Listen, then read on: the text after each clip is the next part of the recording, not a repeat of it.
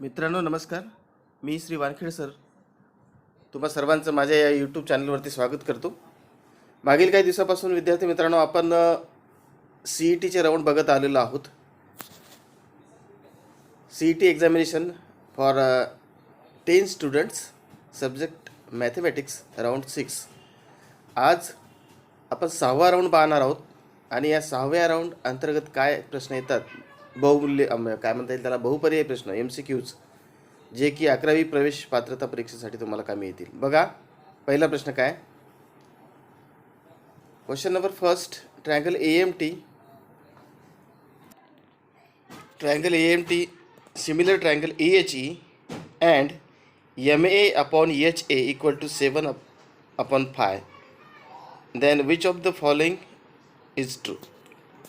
Question repeat again. Triangle AMT similar triangle AHE and MA upon HA equal to 7/5. Then which of the following statement is true? खालीलपैकी कोणतं विधान सत्य आहे जर त्रिकोण AMT समरूप त्रिकोण AHE आहे आणि MA छेद HA बरोबर 7/5 आहे. तर या खाली काही विधाने दिलेली आहेत आपल्याला. Some statements are given. त्यापैकी आपल्याला योग्य पर्याय कोणता आहे, which of the following is true, खाली दिलेल्यापैकी योग्य विधान कोणतं आहे ते आपल्याला उत्तरामध्ये लिहायचं. विद्यार्थी मित्रांनो प्रश्न कोणता होता आपल्याला, कोणता आहे. ट्रायंगल AMT समरूप ट्रायंगल आहे AHE. Triangle AMT similar triangle AHE and MA upon HA equal to 7/5. Then which of the following is true? खालीलपैकी कोणतं विधान सत्य आहे, ट्रू आहे, हे आपल्याला शोधायचं आहे. त्याच्यासाठी पर्याय आहेत AHM, option A-H-M, option B आहे A-M-H आणि C ऑप्शन M-A-H आणि शेवटचा ऑप्शन आहे D A-T-A. अशा प्रकारे हे 4 ऑप्शन्स आहेत. या 4 ऑप्शनपैकी योग्य ऑप्शन आपल्याला निवडायचं आहे, चूज करायचं आहे. These are the 4 option which is A-AHM, B A-M-H, C M-A-H and D A-T. And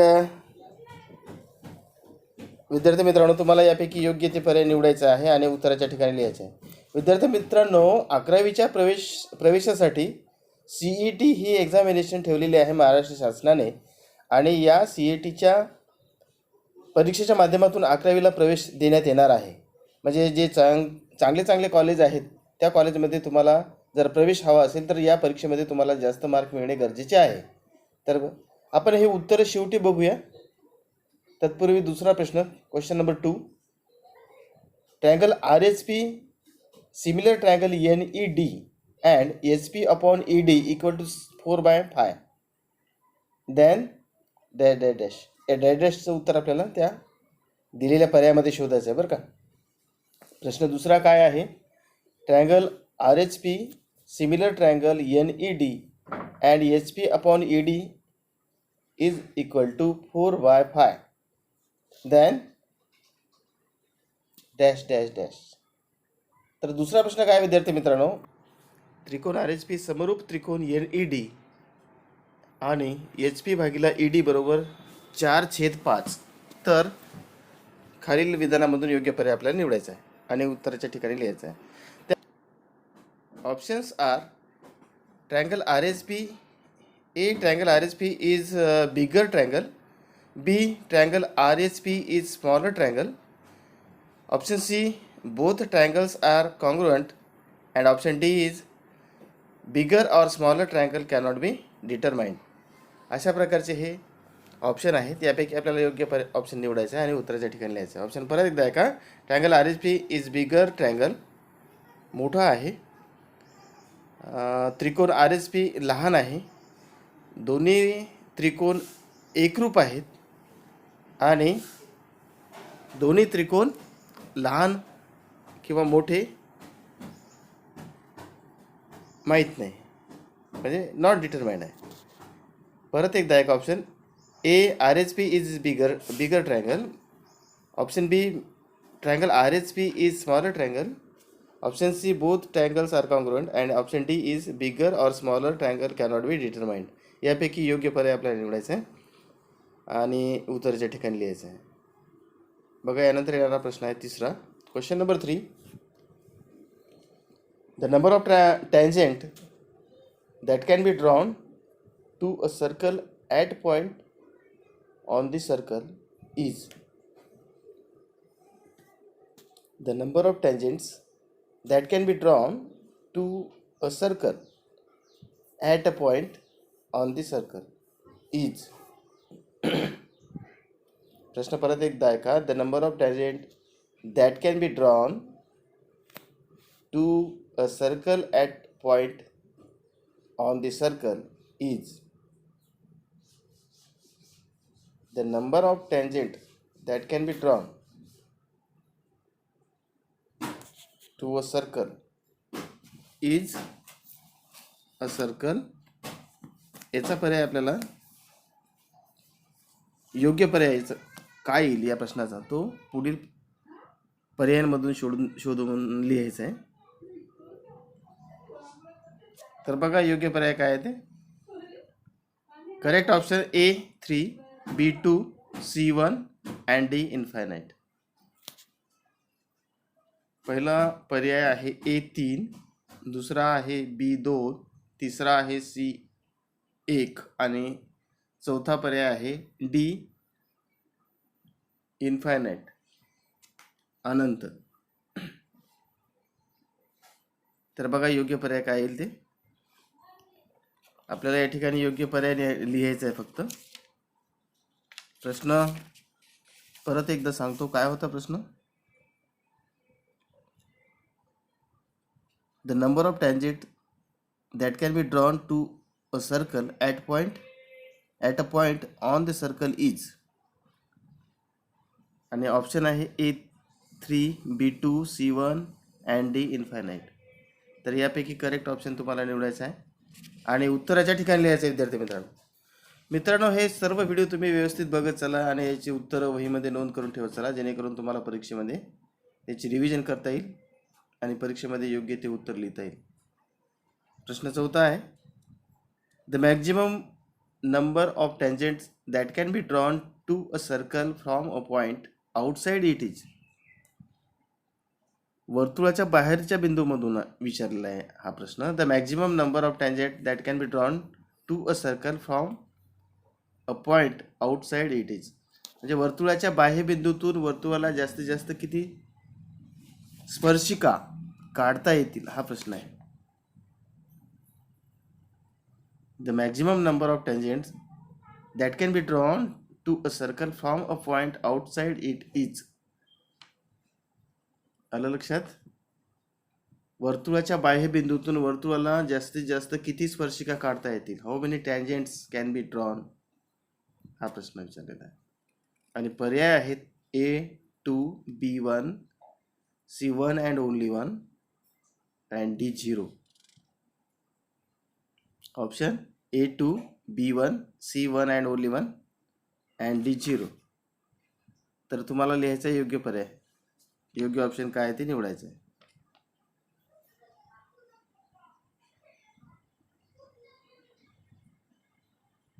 option आहे A2, B1, C1 and only 1 and D 0.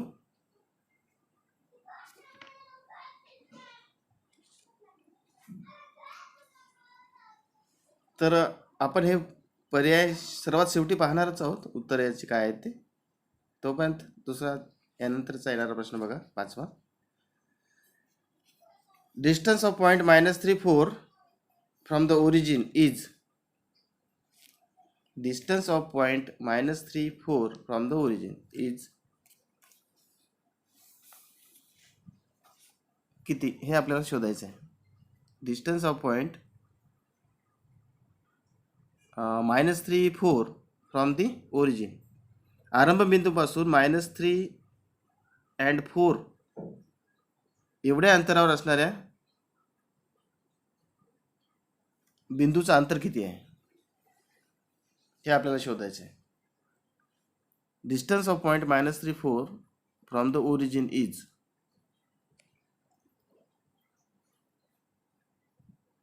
आरंभ बिंदूपासून किती अंतरावर हा बिंदू असू शकेल -3 4 वाला, म्हणजे ज्याचे निर्देशक कोऑर्डिनेट -3 and 4 असे आहेत. त्यासाठी ऑप्शन दिलेले आहेत A7, B1, C5 and D-5. यापैकी योग्य ऑप्शन आपल्याला निवडायचा आहे आणि उत्तराच्या ठिकाणी लिहायचं आहे. तर विद्यार्थी मित्रांनो, हे जे व्हिडिओ प्रसारित होत आहेत माझ्या या चॅनेलवरती, ते तुम्ही आवर्जून बघा, तुमच्या मित्रांना पण सांगा आणि जास्तीत जास्त सराव करा. हे वहीमध्ये लिहून ठेवत चला आणि त्याचा जेव्हा तुम्हाला अभ्यास करता तुम्ही तेव्हा ते पुन्हा पुन्हा त्याचे बघायचे आणि त्या प्रकारचे दुसरे प्रश्न काही तयार करता येतात का आपल्याला हे सुद्धा बघायचं. तर त्यानंतर येणारा प्रश्न पहा 6वा. Question number 6. Out of the following point dash dash dash lies to the right of the origin on x-axis. Out of the following points dash dash lies to the right of the origin on x-axis. Out of the following point lies to the right of the origin on x-axis. खालील जे बिंदू दिलेले आहेत त्यापैकी उजव्या बाजूला असणारे बिंदू कोणते आहेत ते ओळखायचे तुम्हाला. आरंभ बिंदूच्या उजव्या बाजूला बघा ऑप्शन काय आहेत. A -2 0, B 2 0, C 2 3 and D 0 2. तर यापैकी योग्य तो पर्याय निवडायचा आहे. प्रश्न काय होता आपल्याला, out of the following point dash dash dash lies to the right of the origin on x-axis. तर त्यानंतरचा येणारा प्रश्न आहे 7. Question number 7. If P is the midpoint of line segment AB with A -4 2 and B 6 2, then coordinates of point P are. If P is the midpoint of segment AB, जर P हा AB चा मध्यबिंदू असेल, with A म्हणजे A चे निर्देशक आहेत -4 2, coordinates of point A -4 2 and coordinate of point B is 6 2, then coordinate of midpoint P are. मध्यबिंदूचे निर्देशक काढायचे आहेत आपल्याला. If P is the midpoint of line segment AB, then the coordinate of point P are A 1 2, B 2 1, C 2 0 and D 0 2. Option repeat again. A 2, A 1 2, B 2 1, C 2 0 and last option D 0 2. पहिला पर्याय आहे 1 2, दुसरा पर्याय 2 1, तिसरा पर्याय 2 0 आणि चौथा पर्याय आहे 0 2. आपल्याला सांगितलं मध्यबिंदूचे निर्देशक काढायला. त्याच्यानंतर येणारा प्रश्न आहे 8वा. विद्यार्थी मित्रांनो, सर्व प्रश्नांची उत्तरे आपण शेवटी पाहणार आहोत व्हिडिओच्या, त्याच्यासाठी तुम्ही हा व्हिडिओ शेवटपर्यंत बघा. त्यानंतर येणारा प्रश्न आपण आता आपल्या स्क्रीनवरती आहे 8वा. Question number 8. The line segment joining point -3 -4 and 1 -2 is divided by y axis in the ratio.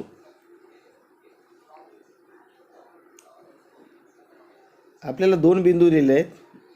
The lining segment joining -3 -4 and 1 -2 is divided by y axis.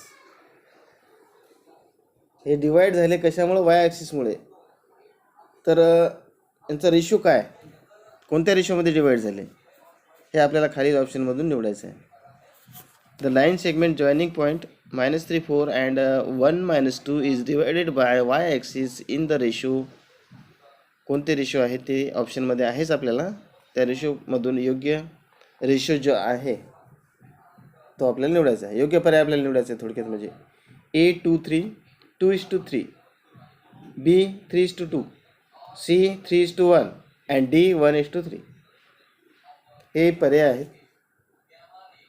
पर्याय A 2:3 B 3:2 आणि C 3:1 आणि D आहे 1:3. तर यापैकी योग्य तो पर्याय निवडायचा आहे आणि उत्तराच्या ठिकाणी लिहायचा. विद्यार्थी मित्रांनो तुम्ही CETच्या परीक्षेसाठी चांगली तयारी करा. त्याच्यासाठी जास्तीत जास्त सर्व प्रकारचे जे नोटबुक आहेत त्याची तयारी करा. त्याच्यामधील असणारे प्रत्येक धड्यावरचे MCQ शोधा आणि ते एका वहीमध्ये लिहून ठेवा आणि प्रत्येक चॅप्टर वाईज MCQ तयार करून त्याची तयारी करा.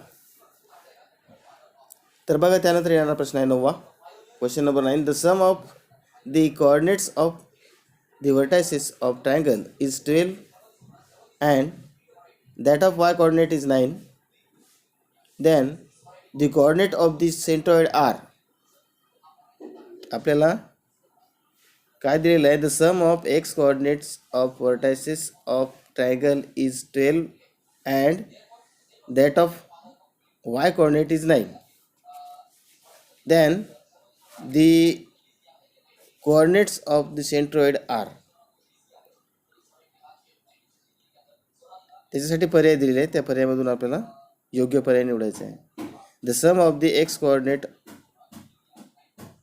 of the vertices of the triangle is 12 and that of y coordinate is 9.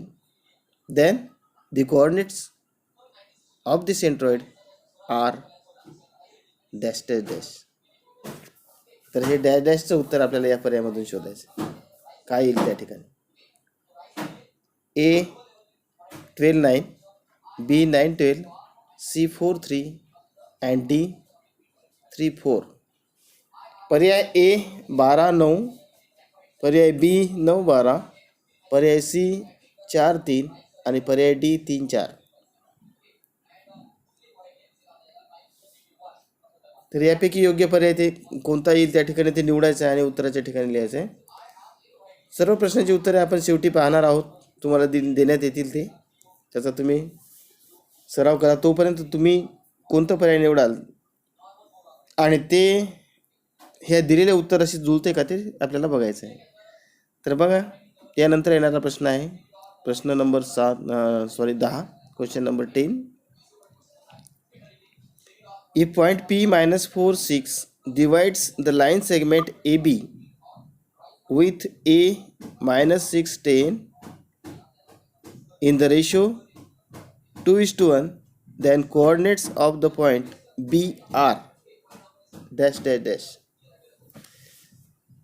If the point P -4 6 divide the line segment AB with A -6 10 in the ratio 2:1, then coordinate of the point B are. आपल्याला B चे coordinate काढायला सांगितलेले आहे. B चे निर्देशक काढायला सांगितले. If point P divides the line segment AB with A -6 10 in the ratio 2:1. Ratio दिलेला आहे 2:1. याच्यावरून आपल्याला ते कोऑर्डिनेट सहज काढता येतात. बघा तुम्हाला जमते का ते प्रयत्न करा. नाहीतरी याचे ऑप्शन आपल्याला दिलेले आहेत त्या ऑप्शनमधून निवडायचं. ऑप्शन बघा. Options are A 4 3 B 3 -4 C 3 4 and D -3 4. Option repeat again. A 4 3 B 3 -4 C आहे 3 4 and D -3 4. तर यापैकी एक पर्याय आपल्याला लिहायचा आहे. बघा सर्व प्रश्नांची उत्तरे या ठिकाणी दिलेली आहेत विद्यार्थी मित्रांनो. Answers are given to be all questions which is true. First A, question number first A, answer is A. 2B, C, 3C, 4A, 5C, 6B, 7A, A, 8C, 9C and 10D. सर्व प्रश्नाची उत्तरे या ठिकाणी दिलेली आहे. पहिल्या प्रश्नाचं उत्तर आहे ए, दुसऱ्याचं आहे बी, तिसऱ्याचं आहे सी, चौथ्याचं ए आहे, पाचव्याचं सी आहे, सहाव्याचं बी आहे, सातव्याचं ए ऑप्शन आहे, आठव्याचं सी ऑप्शन आहे, नवव्याचं सी आणि 10व्याचं डी. तर हे जे पर्याय आहेत यापैकी हे अचूक पर्याय या ठिकाणी दिलेले आहेत तुमच्या माहितीसाठी. तुम्ही बघा तुमचे उत्तर याच्याशी योग्य आहेत का, जुळतात का, आणि खात्री करा तुम्ही दिलेल्या प्रश्नाचे उत्तर बरोबर असल्याचे.